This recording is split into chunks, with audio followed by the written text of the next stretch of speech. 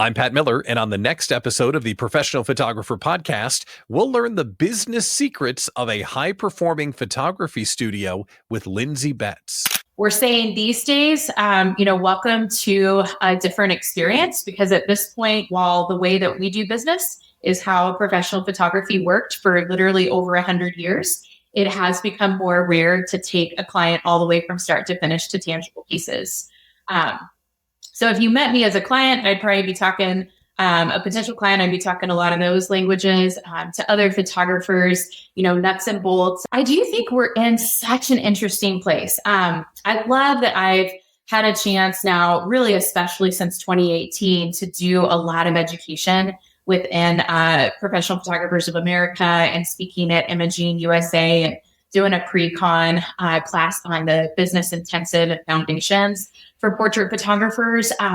But as I've kind of, gotten in and looking around and starting to educate, it really just hit me that we've become an industry that almost requires you to be an entrepreneur. And the reality is that that's actually a very slim set of people that are truly geared and wired to be an entrepreneur. To have had the opportunity to first learn photography by somebody who took the time to teach his eye to see light, and then how to tell this tool of the camera how to see, that set his foundation. He learned on film. That also has become so rare, and yet learning on film is the entire reason why he gets things right in the camera, why he doesn't spend hours and hours behind a computer screen trying to fix what wasn't done well that could have been done well. So many people are sitting in front of their computer for far too long instead of getting to be out there working with clients and doing their sessions. And that's really what you want to do. That's really what you're passionate about.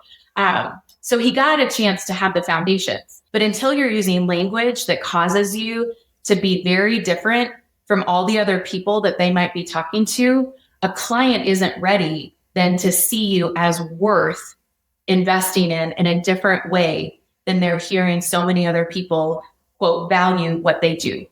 When you're not going to be a $300 price point, every single thing you do, from your web presence and how your website begins that conversation, to how you communicate on an initial phone call, to bringing them in. I strongly recommend, when you're in the print-based portrait world, you've got to be sitting down before they book with you and doing that preparatory pre-booking consultation.